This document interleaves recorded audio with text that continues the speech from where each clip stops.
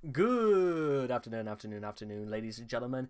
And I couldn't actually believe I'd actually forgotten to do two more Chris and videos. So this is a pleasant surprise because these are the ones that usually are my favorites to do. And today, ladies and gentlemen, we're going to be doing Chris and Remorse.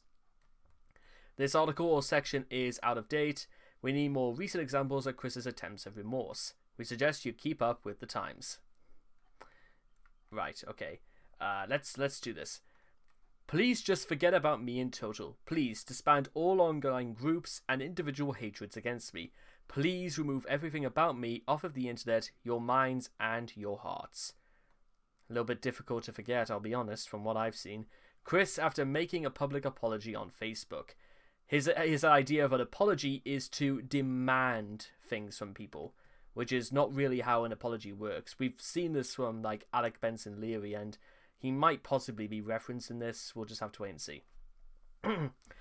Every so often, one of Chris's less flattering deeds catches up with him, and he is forced to apologize.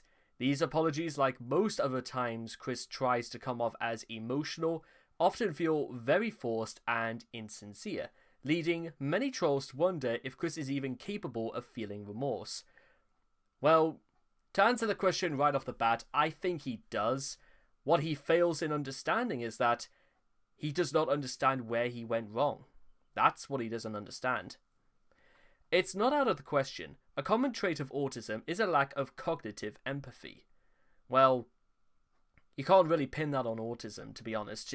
That's a bit like saying that people who are, suffer from Down syndrome are completely incapable of pulling a straight face. That's not really true, to be honest. Meaning it's likely that Chris has a difficult time trying to understand what other people feel. Well, either that or Chris simply just doesn't care. Maybe that's the thing we could point out. Chris just does not care about things. Time and time again, he's shown himself unable to understand other feelings of emotions of loss or sadness. He seems equally incapable of understanding how his actions could possibly hurt or anger others.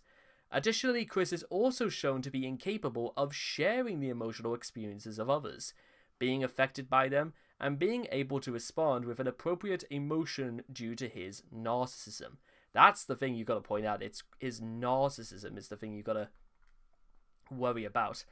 This ultimately shows that Chris is incapable of understanding and feeling other people's emotional states.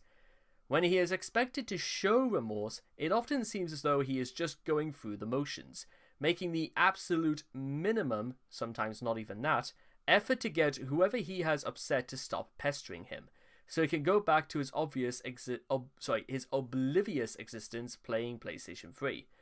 Chris's long-awaited apology to Rentnark. And it's just a wall of text with Chris looking distressed and whatever this is. This supposed to be like pedals or what? I don't understand. Deep breath and sigh. Chris cannot even write an apology. He can't write anything without letting people know that he has to sigh and everything. It's ridiculous. You don't do that. And he couldn't even be bothered to type any of this up. But come on, okay, let's see if this is an apology to a fictional character, bear in mind. Yes, Retno Natsu Natsurk, I was naive. I was depressed for a long while, and I was prone to online deception. He makes it about him before, she even starts. I was also still searching deep within myself to figure out myself. She thinks that's an excuse, doing shitty things, but there you are. But I have found myself. I have matured mentally and emotionally. Well, let's see how that holds up. I was not a man. I have been a woman in soul, and now I am all woman, and I still am attracted to women. I am a lesbian, and I was a trans woman. Okay, so we went from whatever. I'm not in the mood to put all the pieces together because I don't. It's like putting together a puzzle. We're using two completely different sets mixed in together, and then smashing each one in with a hammer. I have become more self-confident and I felt better to opening myself more people I've dispelled my phobias, and it has been good. I feared the trolls and was unable to differentiate, I think that's what differ between the sincere fan and the insincere bully. Now, as long as I am still talked about, I see them all as similar, and I pace and respond at my own pace and time. That doesn't make any sense. My other life situations you do not fully understand. I gotta love the fact that apparently apology is pointing out to somebody that apparently they don't understand, like it's somebody else's fault.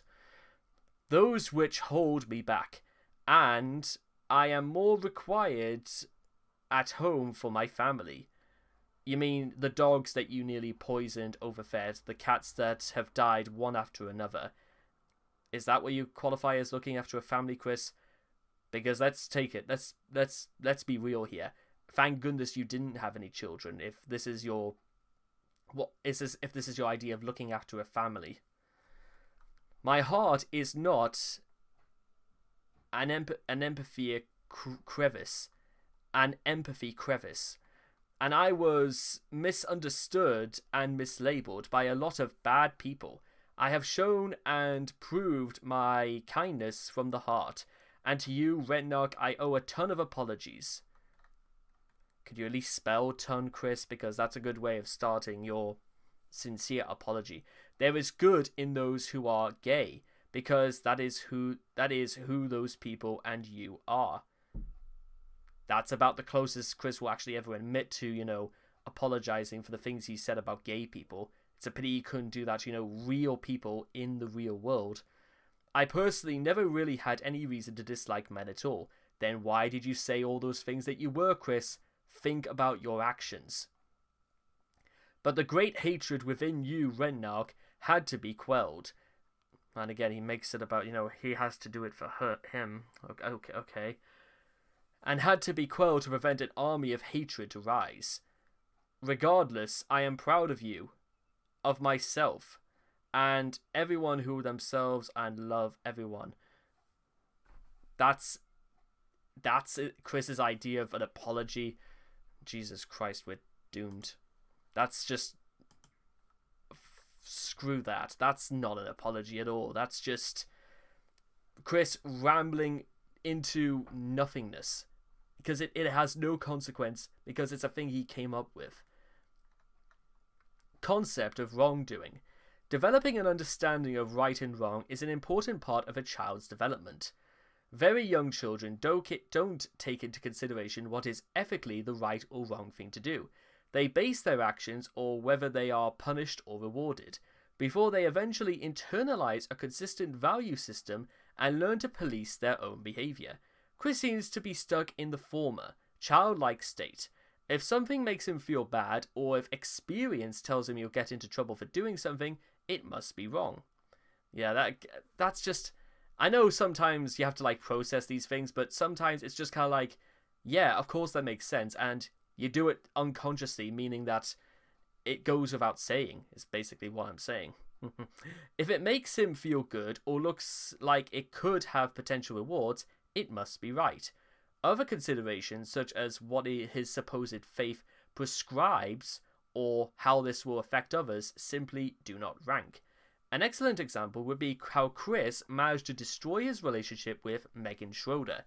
Chris was at war with Encyclopedia Dramatica, who were, among other things, calling him gay.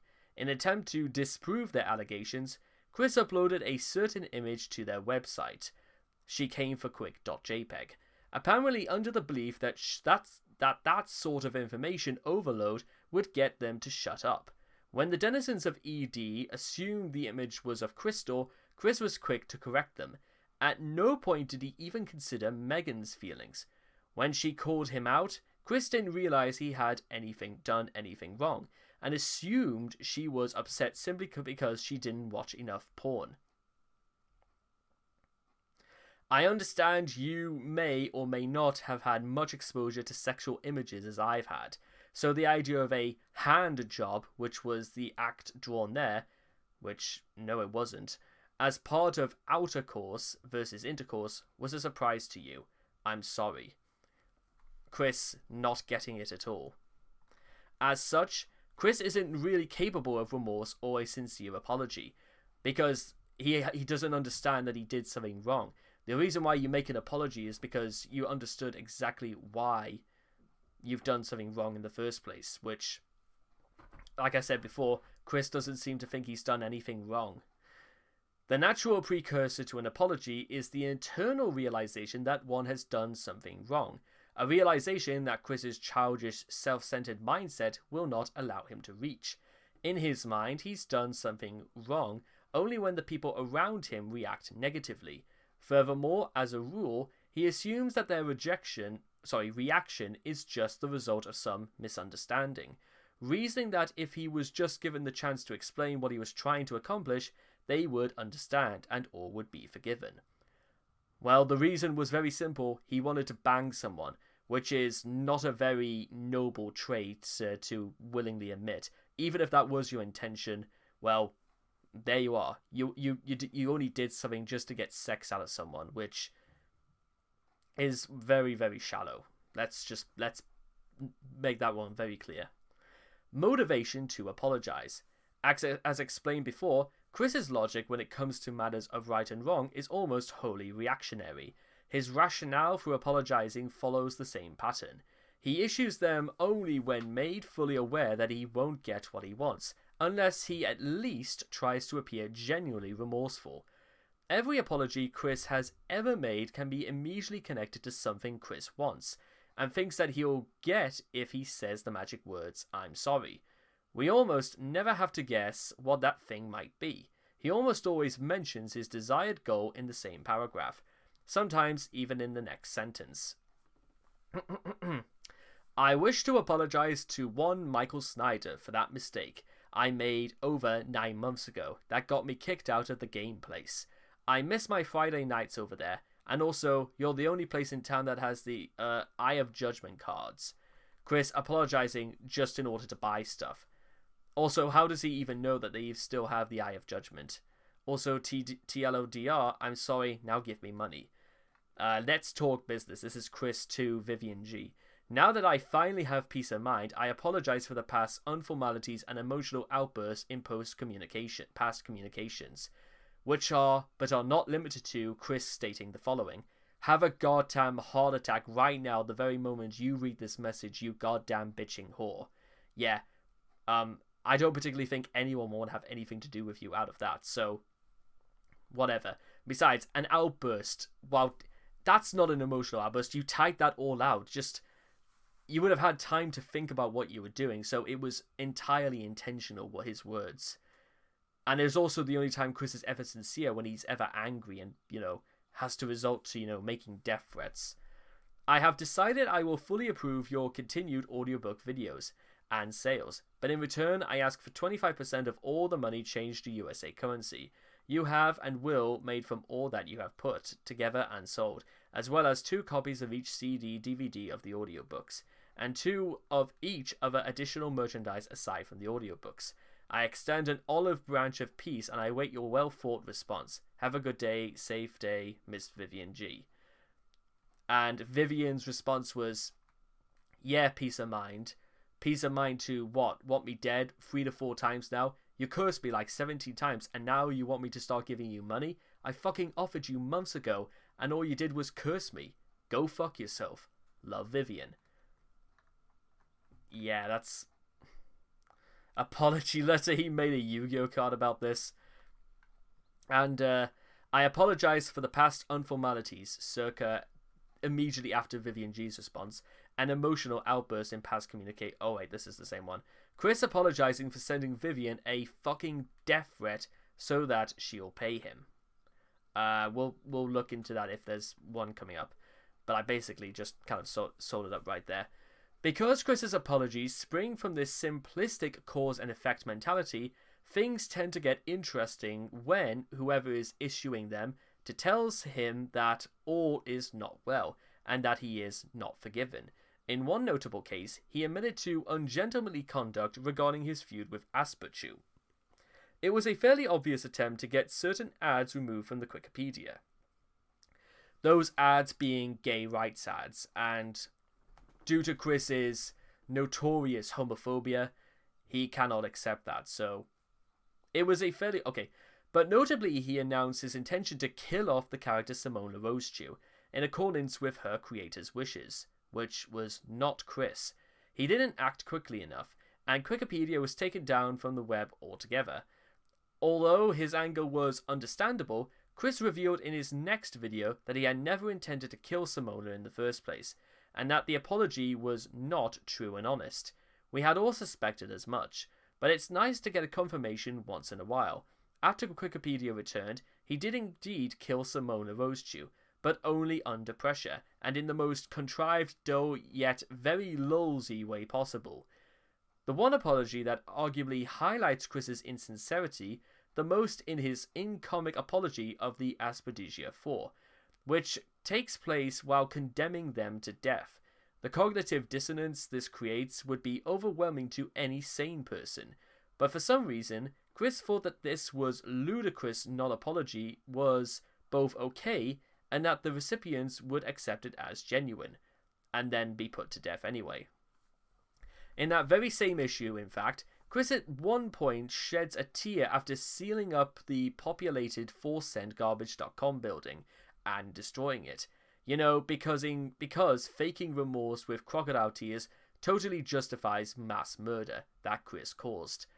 And also, apology letter, spell card. Dear, I'm so sorry, and he has to do a sad face. If your opponent has less life points than you, he or she may draw 2 cards. This is what Chris actually believes. Yeah. That's August 17th, 2004. How about that? Chris's insincerity can also be seen in Chris's misadventures with the Wallflower.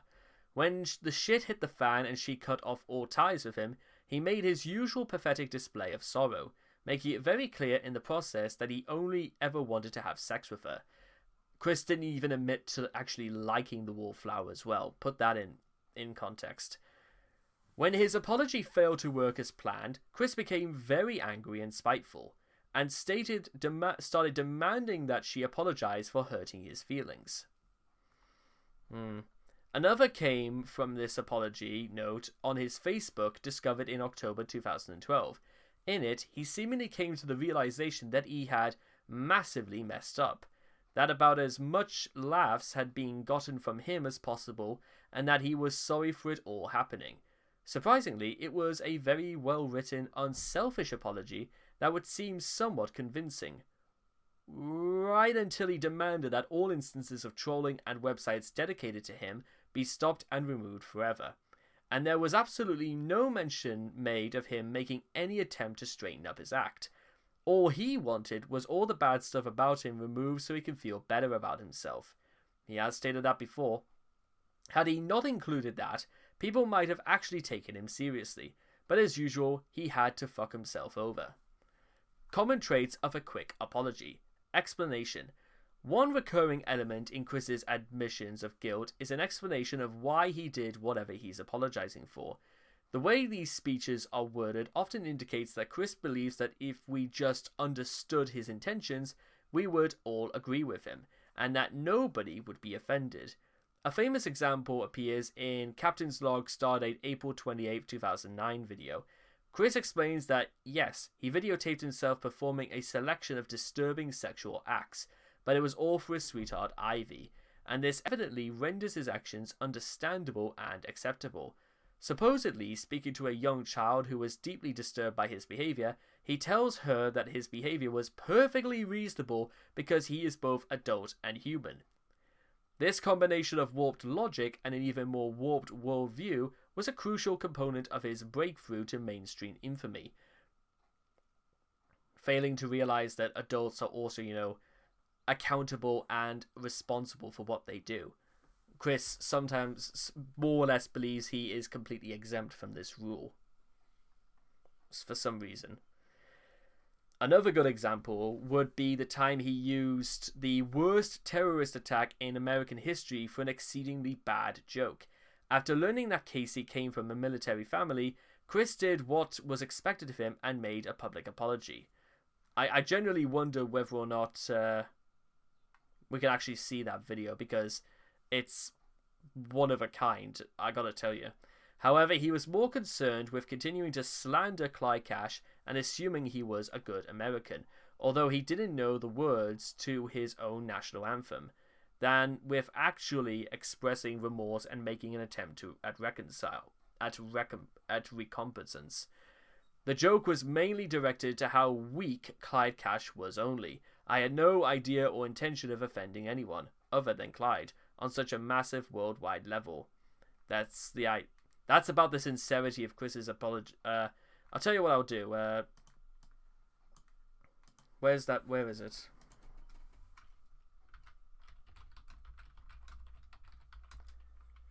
I'm going to show you the thing he did, and then the apology he did, because this really needs watching. Well now, Mr. Clyde, your fame and fortune shall fall just like these twin towers. They go crumbling down with an airplane. You are weak. I'm the strong one. You are going down, Mr. Clyde Cash.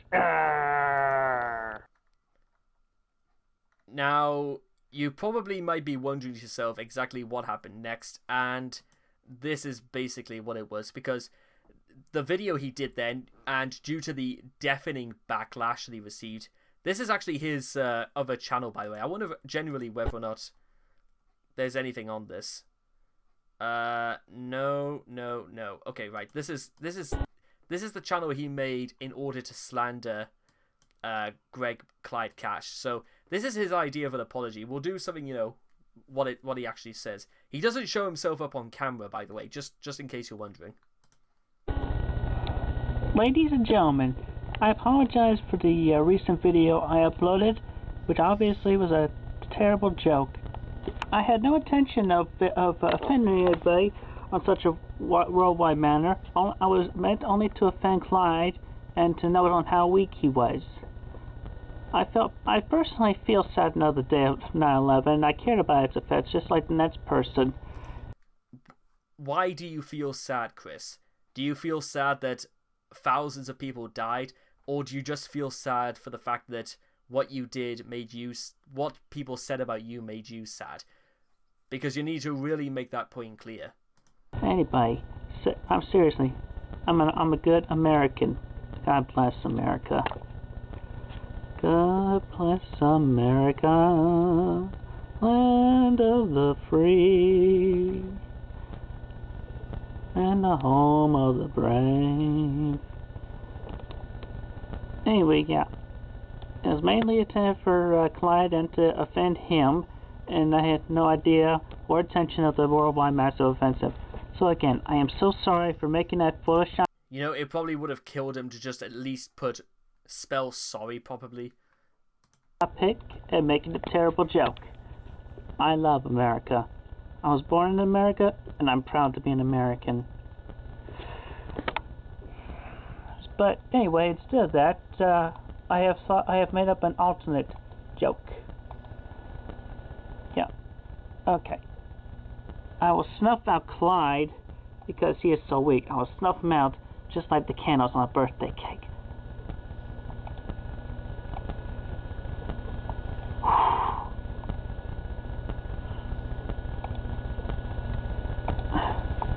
I'll snuff him out like a birthday cake candle. So, Chris, still using that outlines of the Twin Towers that he did for that video, he just continues to make a joke anyway. I want to generally... November 3rd, 2009. He uses the Twin Towers as burning candles. I don't think he realizes why people are upset at his 9/11 video. He just made an apology because someone threatened him. I promise it will never happen again. Literally what he's doing now. Sweet. That's probably because of Donald Trump being elected. Sorry for laughing at the deaths of hundreds of people, but I was to show that Clyde Cash is weak. I apologize except to Clyde Cash, who is weak and to whom I mean to cause offense, the weak troll.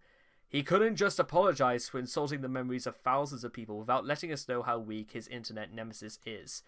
This is the shortest time in seconds it's taken Chris to completely piss over an apology. Seriously, there's a lot of contenders. I'd like to know the record. Thinks he's so clever with the, oh, I'll make the Twin Towers into candles. Not even thinking for one moment that symbolism is even worse. God, I'm so upset. I missed an era of such pure retarded gold, because this rabbit hole is definitely a gold mine. Snuff him out like candles on a birthday cake. Dude, you're basically saying you want to end his life. How very Christian of you. Well, that's quite funny. I'm a proud American proceeds to sing God Bless America wrong. I want to find some like really old ones. Apology not accepted, Chris. That's fair enough. Apology not accepted. I'm not an American, but I still understand the gravity of this event that shook the entire world. You apparently do not. I demand a proper apology. If I was a Marine coming home from the Middle East and ever heard Chris sing God Bless America, my mental stability would dissipate. What else have we got? So Chris, did Daddy tell you to write that short apology essay? Seems to be promising until 116. I'm more of a patriotic American than you are, Chris, and I was born and raised in Australia. I hope that's not Panda Halo. Hear him talking about how proud he is to be an American and how he's sorry. Chris is actually coming off as a decent, and I'm glad to see that he's accepting responsibility for his actions. I feel kind of bad. I certainly haven't been showing any patriotism lately. See new pick? What the fuck? Yeah, okay. Now make an apology video for combining God Bless America with the national anthem and then butchering them both to hell with one foul swoop of your god-awful singing voice. And lastly, gee, those those candles look awfully familiar. Oh, I know I've seen those before, from that 9/11 joke picture, because those are the Twin Towers. Not that I'm saying he knew. If he did, he'd be a complete monster. No, see, the government did it. They just did it so they could get Chris's oil. Right, so there you are. Basically, what I'm trying to say is that sometimes, Chris, it's better to just not say anything. Because more often than not, when you think about it, most of the bad things Chris has actually done have been from his own initiative and influenced by absolutely no one. And like I said, sometimes it's better to just not say anything. Realization. Chris is incredibly self-righteous. In his mind, he is the only decent man left in the world, and everybody else is a stupid evil jerk, whose sole mission in life is to cock-block him because he is special, and furthermore out of jealousy for his many successes in life. This mindset gives Chris all the justification he needs to mistreat others, because as far as he's concerned, they're all the bad guys, standing in the way of his heroic quest. This everything I do is right mindset shows through when he is forced to talk about his prior transgressions. Chris might offer a half-assed apology simply to conform to the wishes of whomever he's talking to, but it will often be accompanied with a long explanation as to why he had to do it. I was wrong, I pretended to be him, yet he was a liar. I'm the real deal, so on that one part I was wrong for the right reasons. Chris almost admitted wrongdoing. He exhibited this self-righteous attitude many times in the Liquid Chris saga, because he is the true and honest Christian. This gave him the right to attempt to steal Liquid's girlfriend by pretending to be him, and that gloat about it once he apparently achieved his aim. Once again, Chris saw no wrong in this, since Liquid wronged him by trolling him in the first place. Anything he did in response was entirely justified. Maturing. Notice how short this one is. I have matured, Chris's catchphrase. That sadly he never decided to display. Ever since the Doopy saga, Chris had the tendency to claim that he has not only learned his lesson, but has also matured. More than anything, Chris uses this as an excuse to avoid any kind of responsibility or backlash from trolls, who, understandably, view him as a childish for more reasons of his interests and actions. Retraction. That's the entire maturity saga right there. Retraction. Chris, believing that his actions are always right, nearly always have to be pressured into making any form of apology at all. Most of it, all of his apology messages, are motivated by the people he physically desires, be they obvious troll or otherwise, or desires to appease rather than public outcry that he causes, and certainly not by any true sense of guilt. His retraction of an apology is often redundant because nobody believed he was being truly remorseful in the first place, and just as hollow as the apology itself, in that Chris is quite happy to lie to save face, or to gain something he wants. For instance, Chris finally sincerely apologized to Alec and Mao for his actions to them on the 2nd of March 2010. However, only a month later, on April 8th, he was talking to Jackie and, in an attempt to gain sympathy from her, claimed that Alec was trying to one-up him for months now. When trolls hacked his PlayStation Network accounts, Chris made a near-public apology, a blatant attempt just to get his PlayStation Network account back. The apology was, of course, chock full of lies and insincerity. One of his favourite ways to smite his invisible internet enemies and real-life foes alike is to lay a Kamehameha upon them, thinking that he has powers akin to something more along the lines of Wicca, Voodoo, or Goku from Dragon Ball Z, than with the Christianity he supposedly practices. He only issued the Kamehameha retraction after his latest e-girlfriend told him that he shouldn't have used the Kamehameha in the first place.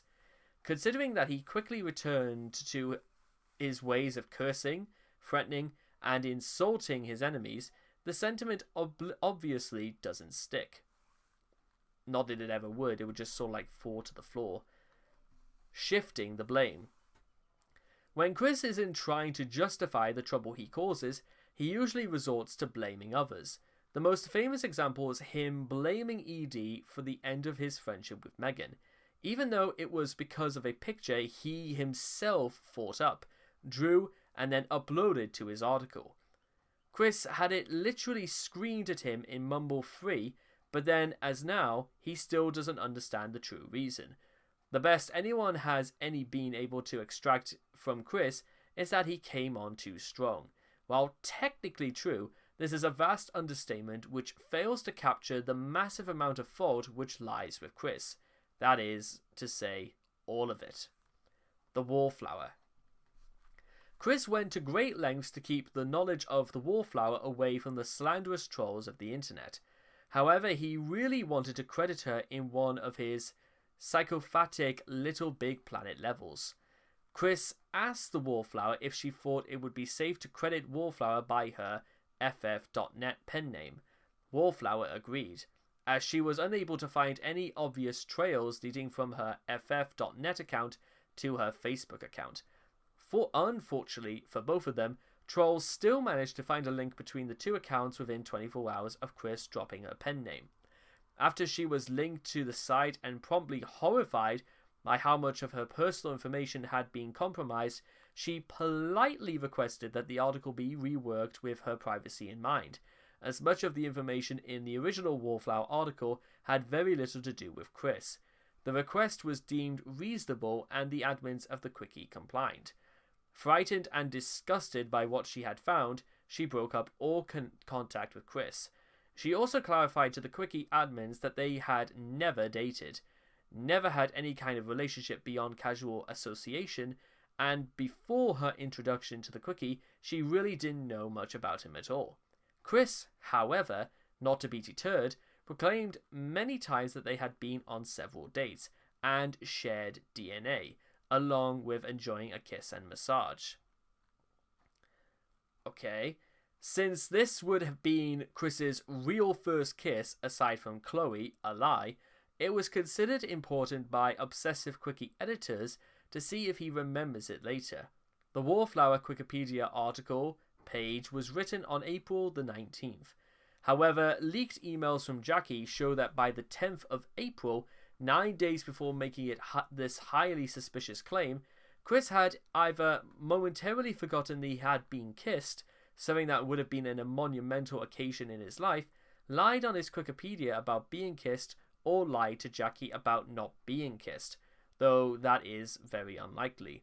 Either way, he still lied about the kiss, although it's possible he's basing his story on a gross exaggeration of the truth. The two sharing a drinking straw is the current troll favourite of this. In the month following their breakup, Chris would go on to blame the wallflower for having an internet presence at all. From Chris's perspective, the whole incident with the wallflowers was the fault of having a Facebook page for trolls to discover in the first place. Chris repeatedly insisted that the wallflower was the one who needed to apologize to him, as she had okayed the use of her screen name, despite the fact that putting her screen name in the level was his idea in the first place. More than a year after the debacle, Chris made it obvious that he believes that the person who should apologize to Wallflower is Surfshark Tito rather than himself. Wow. Just wow. Forgetting. Aside from directly shifting the blame by lying, Chris has been frequently known to forget important critical details of his own life, typically memories that either made him look really bad or look or feel bad. When Jackie was flirting with him via emails and found out about the quickie, she asked Chris about cheating on Ivy with Vanessa, the full details of which are documented right here. Chris, of course, claimed flat out that the whole thing was a troll deception and that Jackie shouldn't believe it. When Jackie informed Chris she had a video of him admitting it and confessing, Chris claimed he forgot this portion. On October 27th in 2008, Chris nervously announced that he had found his one true sweetheart, Chloe. Many things immediately leapt out at the trolls at being lies, including his previous announcements on an IRC chat.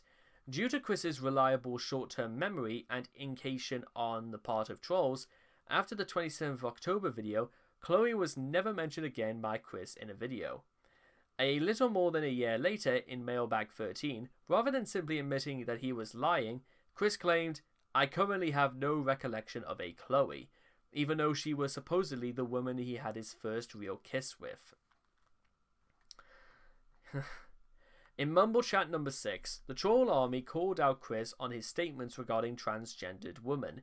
Chris claims that he forgot his previous statement, which may or may not be completely honest. In any event, Chris has discovered that, real or otherwise, a faulty memory is a socially acceptable way to dodge probing questions about one's past lies.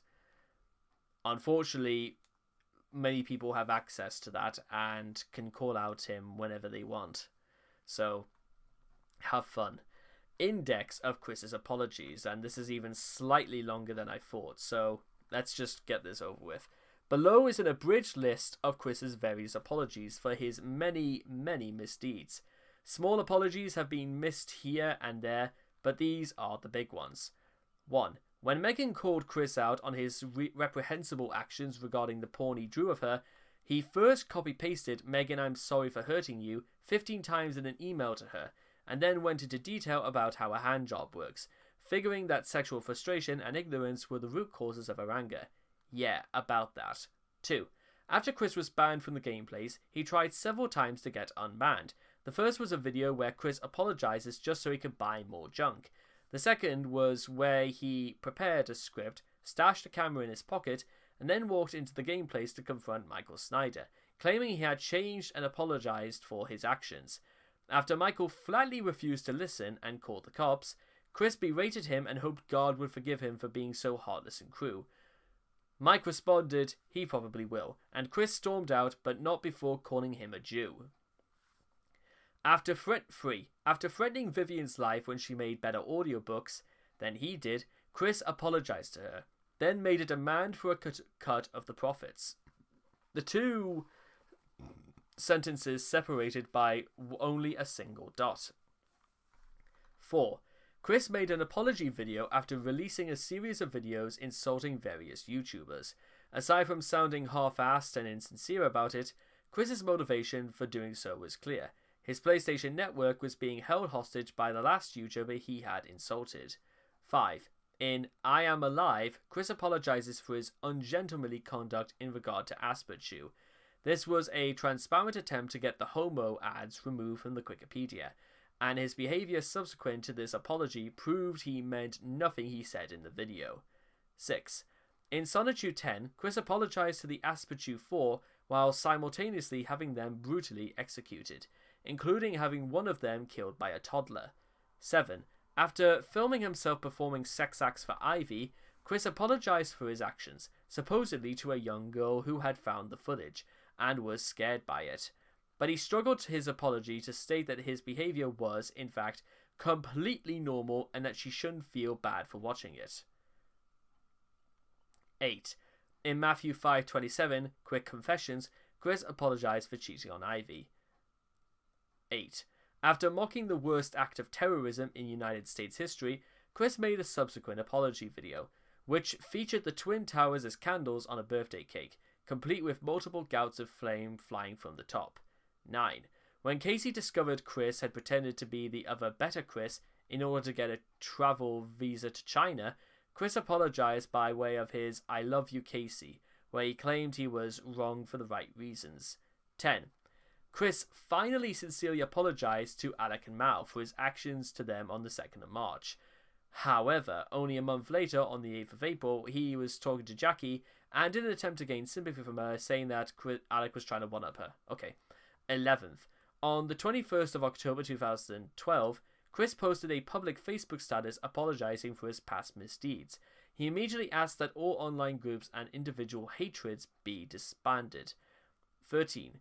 On the 17th of December 2014, 3 letters were leaked on the Quickie forums that Chris wrote to the Charlottesville Fashion Square, Walmart, and Mary Lee Walsh. Naturally, in each one, he shoehorns in references to trolls causing stress. 14. On the 29th of October 2015, Chris uploaded a YouTube video explaining his apology for his prior homophobia.